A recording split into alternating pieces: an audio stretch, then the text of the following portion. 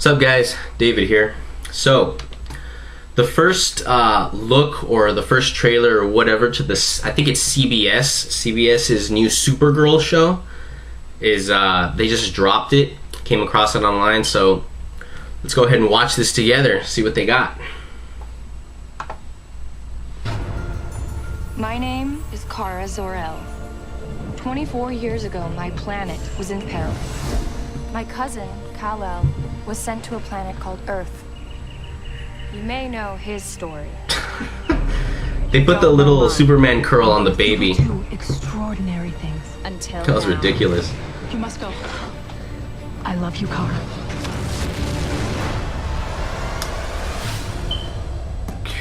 They're stepping away from the Man of Steel a little bit. I figured it would play into it, maybe kind of be like a side, kind of like an Elseworlds, but still technically in the same universe kind of thing. But they're not doing that. I can't. I'm sorry. I have a date. Date? Fun. Dating's fun. Poor guy. How do you do that? The only reason I bought this building was because it had a private elevator. That way I don't have to get soaked in cheap cologne every morning getting to my office, find out who used it, have them reprimanded or bathed. I don't care. So she's an assistant? Hot. I think that's supposed to be Cat Grant too, by the way. She plays a part in some of the comics, and she was also in the first only because it was the first real shot of what was that show called? Lois and Clark: The New Adventures of Superman. She was a character on that one, a recurring character. Photographer from the Daily Planet. Jimmy Olsen? Olsen. I never got your name. Gosh. Yeah, Kara. Damn, she's awkward. Fuck. I felt awkward watching that. To be on a plane in 2 hours. I have a blind date in a half an hour, and I need you to help me pick out what to wear. Why do you do this to me? Because I'm your sister and you love me. I feel like I'm not living up So to she got my adopted potential. too. I just fetch layouts and coffee. You always wanted to be normal. This is what normal looks like. I'm not normal. I can lift a bus, stop a bullet. Alex, I can fly. At least I think I can. So she hasn't been experimenting with her powers. That was the LA skyline. Are they doing this in LA, or is this going to be another fictional city? Because DC does fictional cities for some reason. Marvel does LA. They do San Francisco. They do New York. Very rarely do they create new things. I mean, like Wakanda's made up, and what was that one other one? The one that Doctor Doom rules. He rules a fictional country, but those are the only two that come to mind. But DC, every city is just fake. It's not real, it's made up. Holy fuck. She's powerful. Which is to be expected.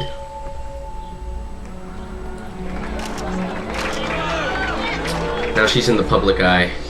She's all happy. Is the mystery flying woman who saved the plane. I'm loving her already. She gets so excited for everything. You're out there now, Kara. Everyone will know about you, and you can't take that back. I don't want to. Media magnate Cat Grant of National City's new female hero, Supergirl. We can't name her that. We didn't. Shouldn't she be called Super Woman? What do you think is so bad about girl? I'm a girl, and your boss, and powerful, and rich, and hot, and smart. So if you perceive Supergirl as anything less than excellent, isn't the real problem you? I'm going to tell you something about me. So she's gonna reveal her secret so early on? But last night, I embraced who I am, and I don't want to stop. Oh my god, you're a lesbian. Oh shit. Oh my god. I'm not Jay. This dude's gonna be the comic The relief. woman who saved the plane.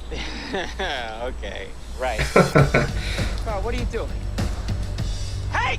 Kara! Yeah, he's definitely gonna be the comic relief. I could see them fucking with him all through the show. I'm not flying around saving people in this thing. Jesus Where's my Christ. cape? Capes are lame. You can tell your cousin I said so. Actually, never do that. I like that they mentioned Superman. Superhero, you need a crime. There's a car chase on the 112 freeway. I don't like the costume. She crashed. Paint aids with aerodynamics. I should have thought of that. West National City banks. Suspects are armed and dangerous. You So he's gonna be her partner too, the guy with the police scanner telling her, shouldn't her super hearing pick up on all that? The tape is made from a structured polymer composite. It's much sturdier than. And So he's also the science geek this one guy. has the S for super, just like your cousin. It's not an S. It's my family's coat of arms. The House of L. Welcome to the Department of Extra Normal Operations.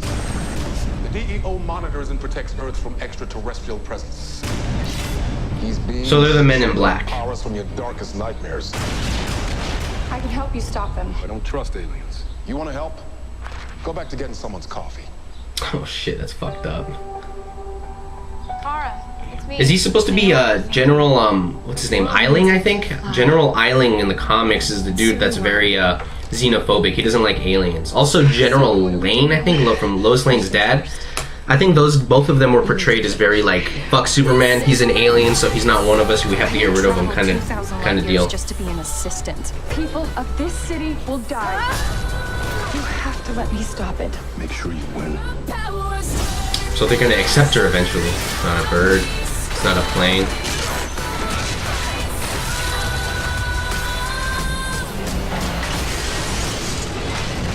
Nice.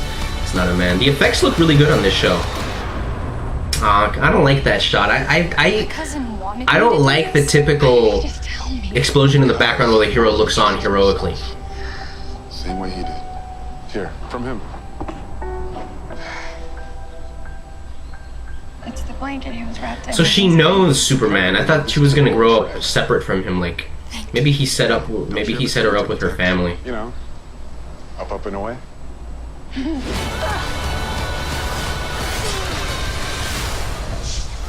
Supergirl. CBS. Yeah, I was right. It's CBS. So that was Supergirl.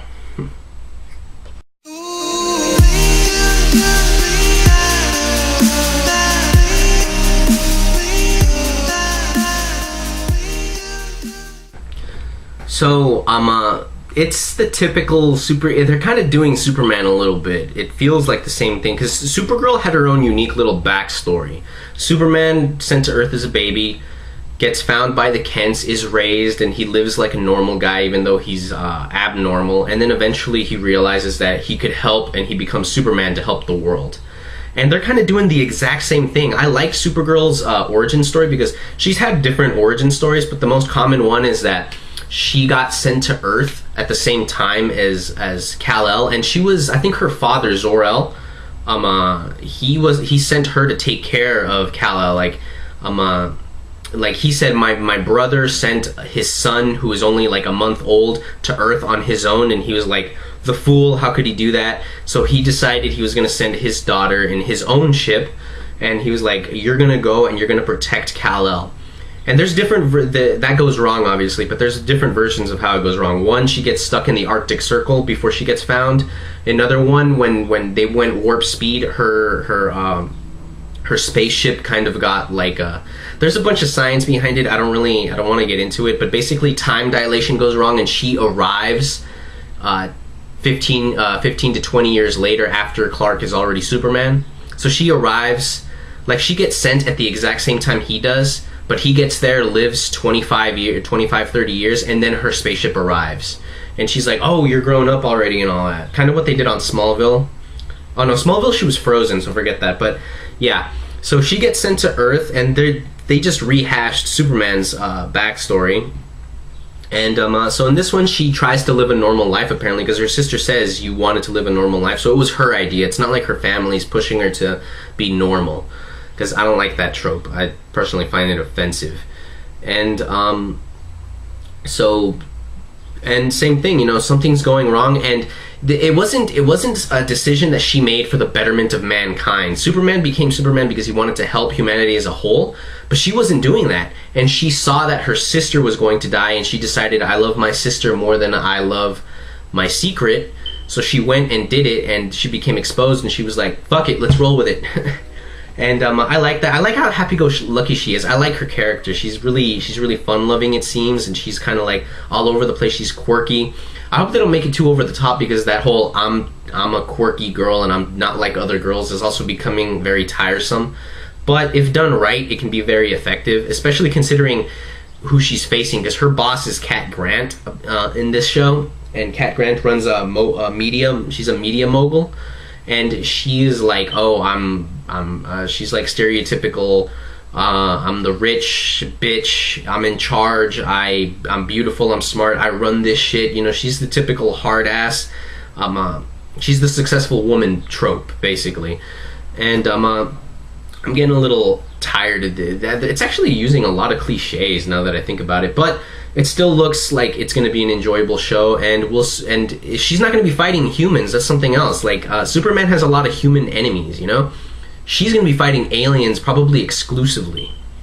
And and I think it's awesome that they mentioned Superman, because I forget who it is. Some company owns the rights to Superman. Like, it's the same thing with, like, I don't know who owns the rights to Batman and Gotham and all that, but Fox's show Gotham, they're not allowed to say, like, Superman. They're not allowed to say, what's it called, like, Starling City. They're not allowed to mention any of the other DC properties. Even though they're all DC, they can't mention them because they're on separate networks. And Superman and Metropolis is owned by some company, I don't know who, and I'm not going to bother looking it up because who cares. And technically NBC, is it NBC? Yeah, NBC, technically they're not supposed to, no, it's not NBC, CBS. Technically they're not allowed to do that, but I don't know how they convinced whoever owns the rights, but they're saying Superman, they're saying Metropolis. It seems that he also has a huge influence on her, on Supergirl. So maybe he'll appear on the show at some point. That'd be fun. I'd really like that, because, you know, it's kind of connecting everything. And another thing is that supposedly this is gonna intertwine with the Flash and Arrow and whatever other spin-off series, because they're also going to do like a Firestorm series. I think they're going to do like an Atom series or something like that. But that seems fun, but at the same time, there's no consistency, because Superman doesn't exist in Flash and Arrow. They haven't mentioned it at all. So if all of a sudden this show comes out, and then like in midway through the season they do a crossover event, then it makes no sense, because where the fuck has Superman been when all this shit has been going down? You know? So yeah, that's basically the story, and it looks like it's going to be a lot of fun. I'm definitely looking forward to it.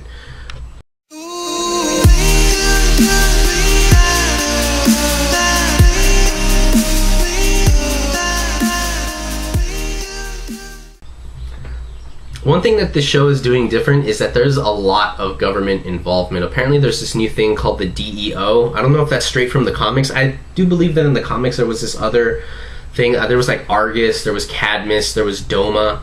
All of these things, because comic books can get very convoluted. And apparently in this show there's going to be something called the DEO, Department of Extraterrestrial Operations. And they exclusively deal with aliens. The Men in Black, basically. And apparently they're going to team up with Supergirl, so that'd be very interesting. I'd like to see a lot of government involvement in this, because TV shows like The Flash. I mean, where the fuck is the government? Why didn't the government come in and lock down the city? Oh, these people are developing powers. They did a little bit with General Eiling. Actually, it was General Eiling, the guy who's played by Clancy Brown, great actor. Loved him in The Shawshank, man. That was a badass movie. But yeah, anyway, he was playing a general who was trying to create super soldiers and all that. That's all we see of the government involvement in this show. And it's weird because there was practically a nuclear explosion in the middle of the city. You would think that the government would send scientists and military and be like, okay, what the fuck happened here? But none of that happened. It was just it's shocking. We all love these shows, and it allows us to suspend reality for a moment. And when you're watching the show, you really don't think about it. But think about it.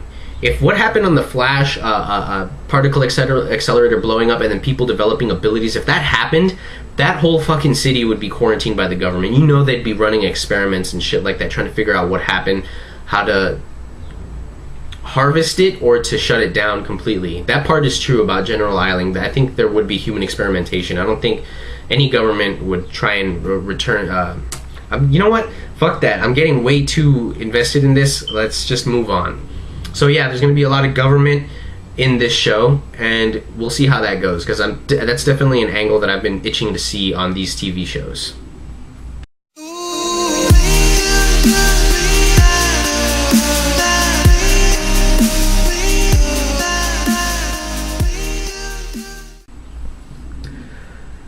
Her fucking costume. I hate this costume. Oh my god. I hate the Supergirl costume. Why the fuck is she wearing a skirt? Why? Somebody explain that to me. I don't understand why we have to sexualize all of these female superheroes, you know? Like, yeah, okay, technically maybe they're not sexualizing her, but why is she wearing a skirt? That makes no sense to me. What they did in Man of Steel was great. Basically, they all wore this like unitard, this like they all had this body suit that they would wear, and over that they would wear their like ceremonial armor, they would wear their battle armor and all of that. But everybody wore it. That's what Superman wore in Man of Steel, and all of the women wore the same thing. Some of them had body armor, some of them were just walking around without it because they were on the spaceship in Man of Steel, but they all had the same uniform body armor type thing. Why is Supergirl wearing a skirt? I get that she's invulnerable. I don't believe in armor on Superman. If you're from Krypton, you don't need fucking armor. But what, like, that pisses me off so much. She doesn't need to be like some... I feel like they're trying to make her be like a little bit of a sex symbol. I mean, yes, in TV you have to have some certain amount of sex because it's a part of human nature and it needs to be addressed, and it would be on a show at some point. At some point, somebody's going to be having sex. I mean, even if it's just for comic relief, where one of the characters having sex in the office, you know, oh, I didn't mean to see that, and because she was gonna her rushing to change into her uniform, her Supergirl uniform, she runs into a closet and there's a couple having sex in there for comic relief. That would be funny. Sex is appropriate, but not where it's not necessary. She doesn't have to be wearing a skirt. I mean, like, I would have preferred like a bodysuit or body armor or something like that. Kal-El, her Superman, gives her part of her costume. He gives her a cape. So why didn't he just give her one of his body armors? Why do we have to do it? And it's the same thing in the comics, man. It pisses me off so much that like Power Girl walks around in basically a swimsuit. A lot of people complain about Wonder Woman, but a Wonder Woman's armor makes a lot of sense to me. Because think about it, if you're a warrior, you need your arms and legs free, but you need to protect your core body where all your organs are. So her wearing that kind of like one-piece swimsuit style armor, because it's supposed to be magic armor, practically impenetrable, that makes a lot of sense to me. I don't have a lot of issues with Wonder Woman's costume. Because it actually functions like that, but like Power Girl, she's basically wearing a swimsuit. Like, it's not armor. She relies on her own invulnerability, so that thing can burn up and stuff. But fuck, yeah, I am sure you guys could tell that this pisses me off and that I'm a little passionate about this. Sex is great when you know how to use it, but if you're just throwing it in there and oh, look at her boobs and look at how good her ass looks in this suit, look at her awesome legs, you don't have to do that. It's Supergirl. She's a badass. We're not watching her because she's hot. We're watching her because she can fly and bench press a bus.